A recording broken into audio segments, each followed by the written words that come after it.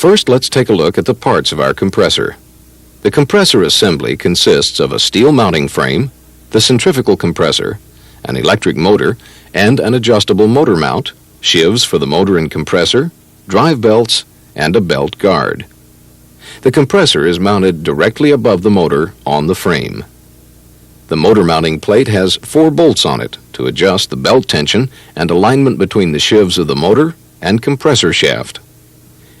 During operation, the compressor increases the pressure and temperature of the steam inside the evaporator by compression. This compressor is a high-speed rotating machine. The shaft turns at approximately 11,000 RPM. Internal parts include a closed-type impeller for maximum strength and efficiency, mechanical steam seal, and non-contact labyrinth oil seals. A vented chamber separates the steam seal from the impeller end oil seal. The rotating portions of this compressor consist of the shaft and key, the sheave the drive sheave that fits on the end of the shaft.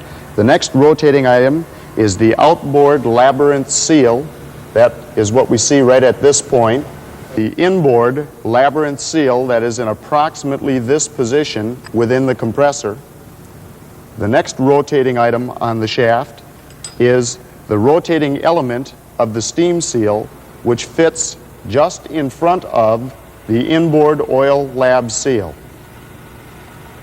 The next rotating piece in the compressor is the compressor impeller.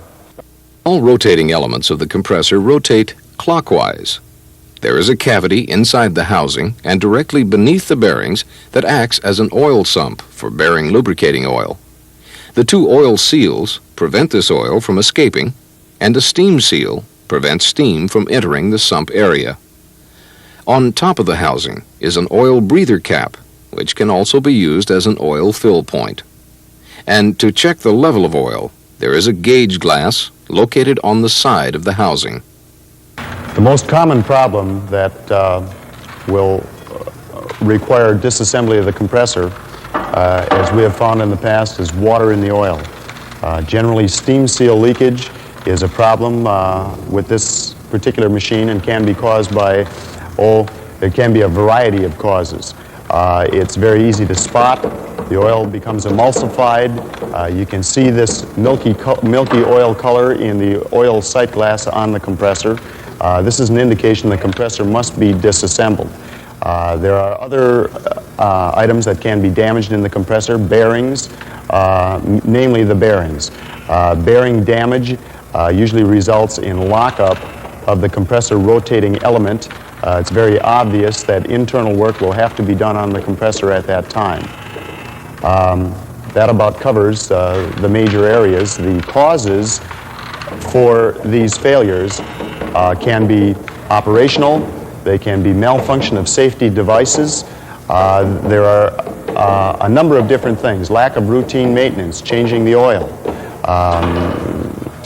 So it's important that the operator be fully aware of how the compressor is to be operated, the distilling plant is to be run, and performs regular routine maintenance such as oil changes and so on. One area that you should be concerned with is the drive assembly. Routine checks should be made on sheave alignment. The drive belts on all models of the Aquachem compressors are matched sets of Gates Polyflex 7M V-belts. Sedco uses 2 types of belts, a bonded belt divided into 4 Vs, or a series of 4 single belts. If a belt needs replacing, always change the entire set of belts, because they won't withstand the operating loads and belt speeds. You must keep the belt tensions within the correct ranges to ensure proper operation and belt life. These ranges are determined by unit size, gallons per hour, initial tension, and operating tension settings. When installing a new set of belts, the initial tension setting must be slightly higher than the setting for normal operation. So for a compressor model 400, used with a 400 gallon per hour distiller and Polyflex 7M belts, the initial tension should be set between 65 and 70 pounds. After 30 minutes to an hour of operation, the belts will set and the tension should decrease. Stop the compressor and recheck the tension. For our Model 400 compressor, the operating tension range should be between 52 and 65 pounds. If you need more information, refer to your workbook or review this procedure in Part 2. When adjusting belt tensions, you must also adjust sheave alignment. Hold a straight edge vertically against the outside faces of the sheaves and check for contact of faces and edge. To correct sheaves that are not in the same plane, reposition the motor to provide correct alignment. To correct shafts that are not parallel, loosen the 4 belts on the motor base plate and adjust as required. Alternately adjust and check until both sheave alignment and belt tensions are correctly set. Okay, the compressor can be assembled and disassembled right on the distilling plant by rotating it 180 degrees on its base. We have removed this compressor to a more suitable work area to demonstrate how the compressor should be disassembled.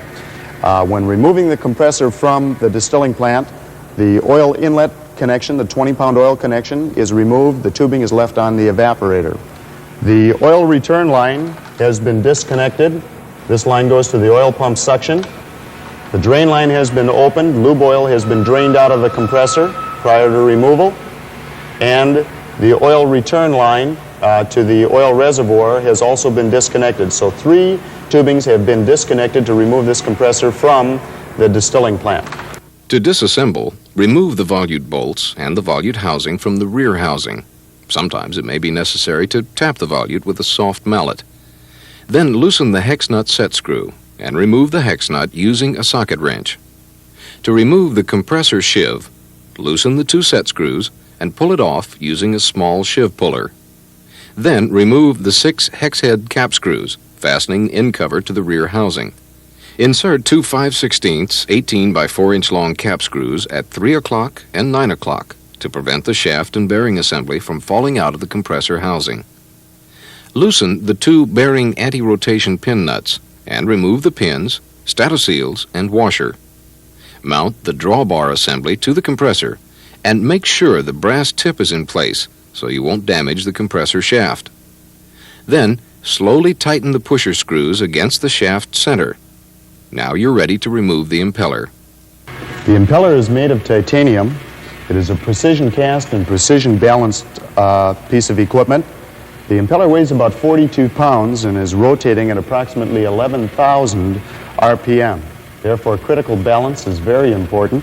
Handling of the impeller should be done with some care. This device should not be dropped or damaged as it will tend to affect the balance, and with this weight and that speed will ultimately cause problems with bearings in the compressor. In order to remove the impeller, it becomes necessary to reheat the impeller and expand it, causing the center bore to grow so that the shaft can be pushed from the bore of the impeller. The trick to heating the impeller is to apply heat evenly over the shrouded surface, the outer shroud of the impeller, so that the impeller will begin to grow and expand with heat. It's interesting to note that the stainless steel shaft expands at about 2 times the rate that titanium expands at the same temperature. So it's obvious that the impeller must be heated rapidly and evenly so that it will grow quicker than the shaft grows. Otherwise, the impeller will just seize tighter to the shaft if the shaft begins to warm up.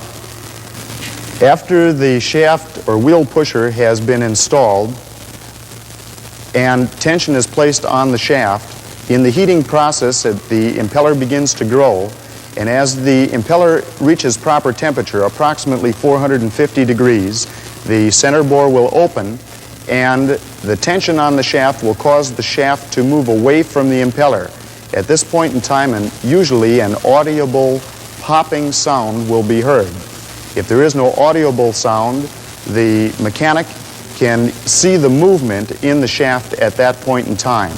Then it is necessary to immediately apply pressure to the puller or to the pusher, thus pushing the shaft from the impeller before the shaft begins to warm up and seize in the impeller bore.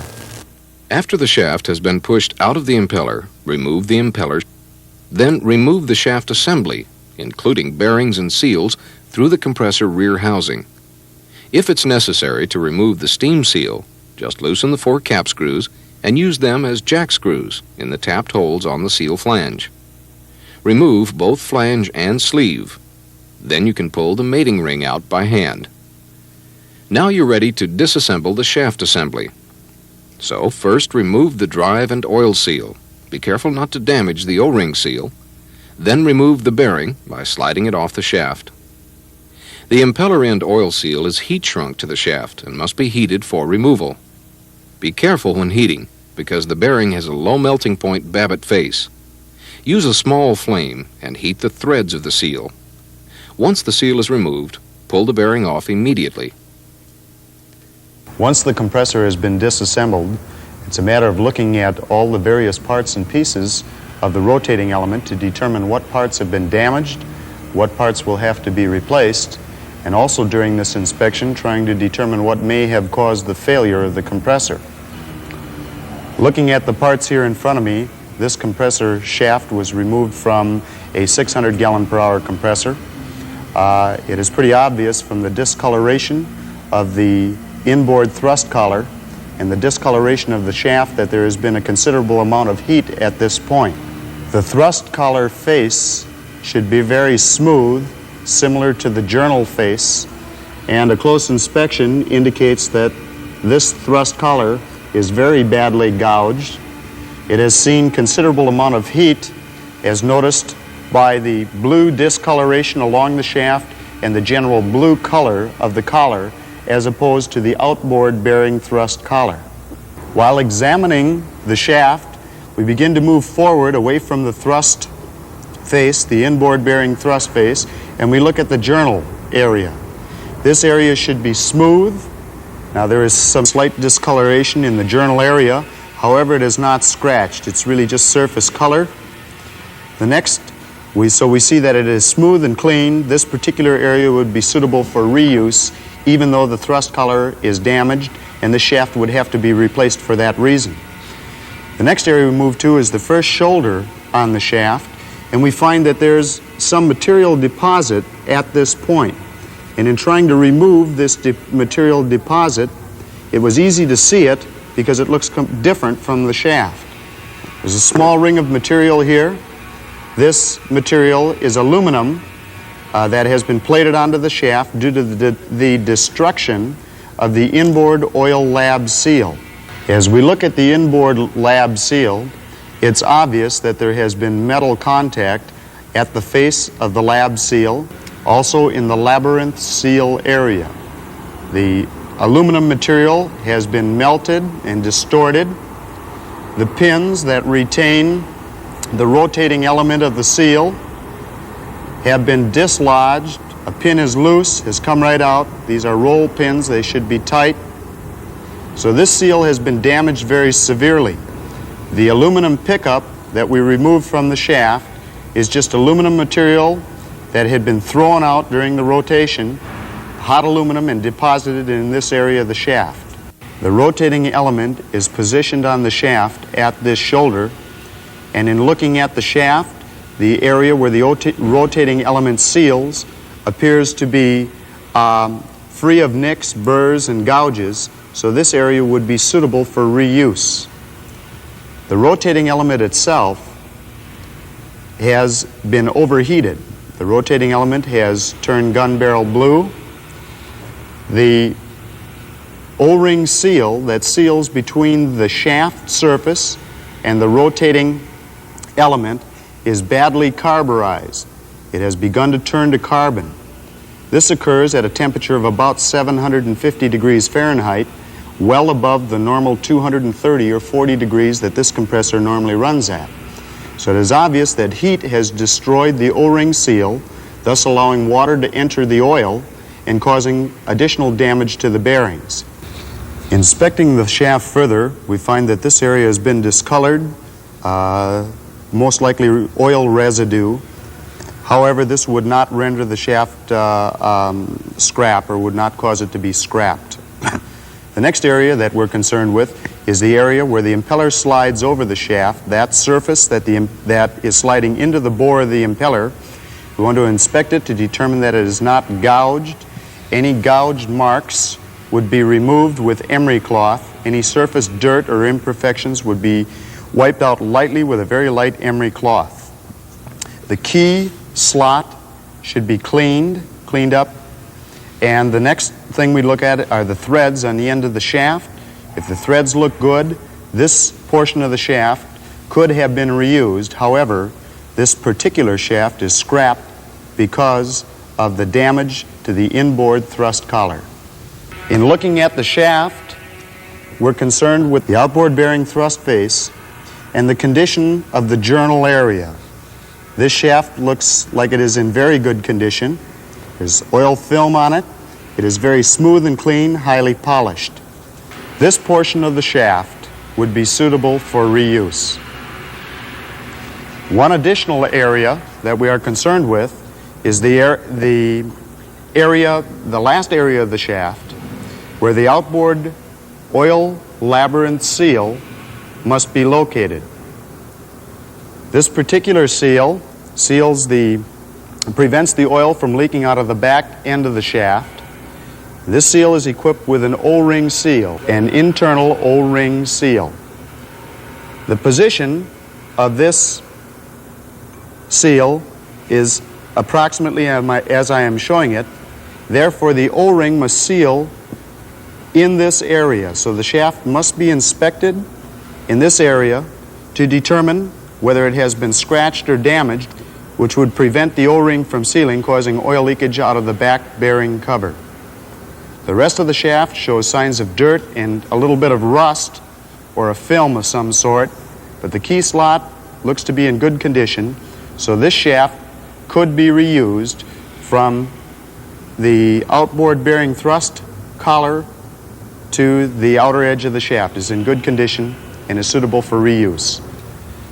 As we look at the bearing that was removed from this shaft, we find very similar damage. The thrust face is very badly gouged. We see heat discoloration. The internal pivot shoes of the bearing are damaged, have babbitt pickup all over the bearing surface and face. For comparison, we look at a brand new bearing. We can see what the thrust face looks like. We can see the oil groove holes in the thrust face. There's approximately 1/8 of an inch more material on this bearing surface, being the babbitt for the bearing. We also notice that the shoes, the internal pivot shoes, are clean. There is no babbitt pickup. There is no discoloration on the face of the bearing due to heat. So it's obvious that we have a bearing failure, an inboard bearing failure. Now we have to try to determine what may have caused that inboard bearing failure. Inspection of the outboard bearing, which is also a pivot shoe precision bearing, indicates very little wear, if any, to the thrust face of the bearing. We can see all the oil distribution grooves are intact, as well as the small oil exit slots. So therefore, there has been very little, if any, wear on the face of this bearing. This bearing shows considerable wear on the internal pivot shoes. The shoes have been badly damaged, and it appears as though they will require replacement. This bearing sets in position in relation to the shaft in this position. To reassemble the bearing, insert the bearing shoes and check to make sure they're free to move. Then insert the thrust face to the bearing housing by using the pin as an alignment guide. Install the oil seal and close the bearing's housing.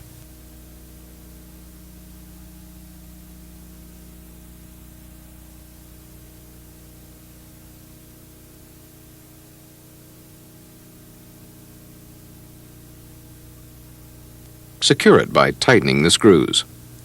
Put together the drive-in bearing in the same manner as the impeller-in bearing. Now we can replace the bearing onto the shaft. Oil the shaft thrust face and very carefully slip the bearing onto the shaft until the babbitt face fits snugly against the thrust face. Next, Add the labyrinth seal by heating it evenly until it falls in place. Rotate the shaft to the drive end and oil the thrust face.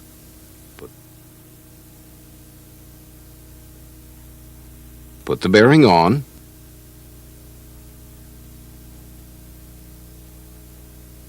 Install the O-ring into the labyrinth seal.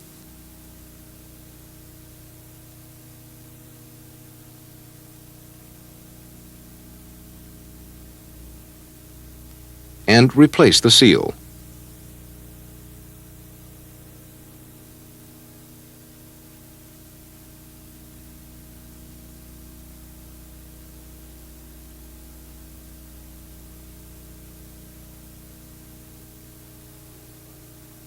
Secure it by tightening the screws.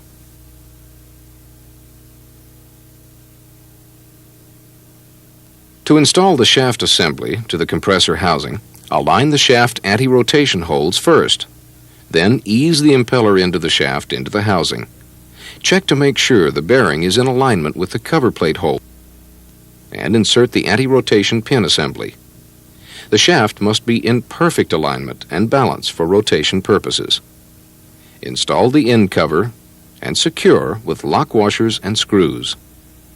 Check the axial movement of the shaft. It should have a total axial movement of 4 to 6 thousandths of an inch at room temperature. Be sure to add shims to reach the recommended measurements. The clearances should increase to 7 to 9 thousandths of an inch when the unit is at its operating temperature. With the end cover tightened, achieve an axial clearance between the seal and cover anywhere from non-contact to 1/32 of an inch maximum.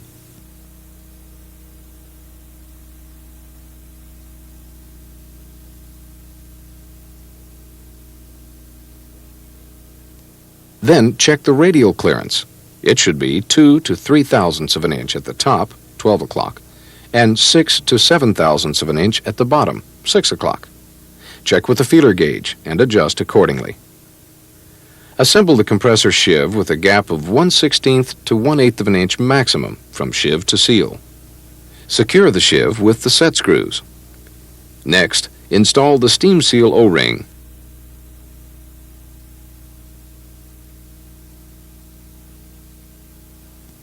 And seal the housing.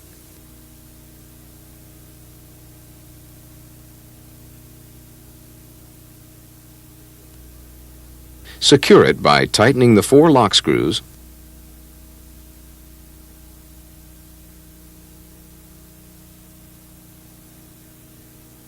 and add the shaft key.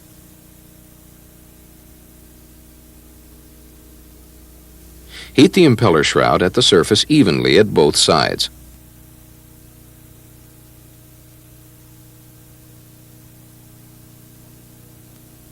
While it's still hot, quickly assemble the impeller onto the shaft.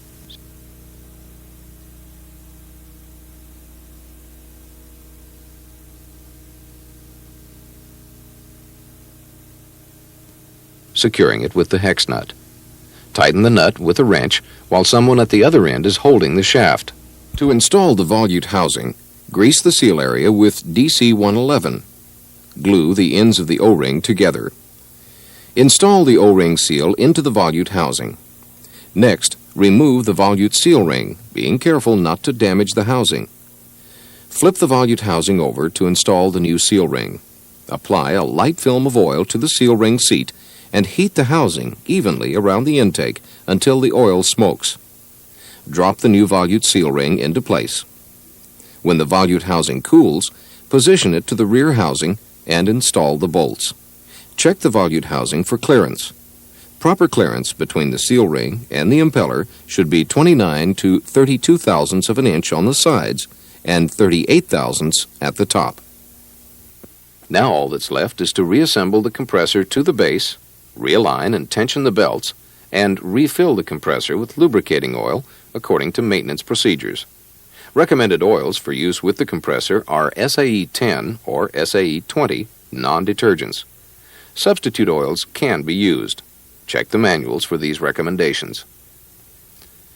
That completes the maintenance and inspection procedures for the centrifugal compressor. but you've just begun to test your knowledge of the Aquachem distilling plant.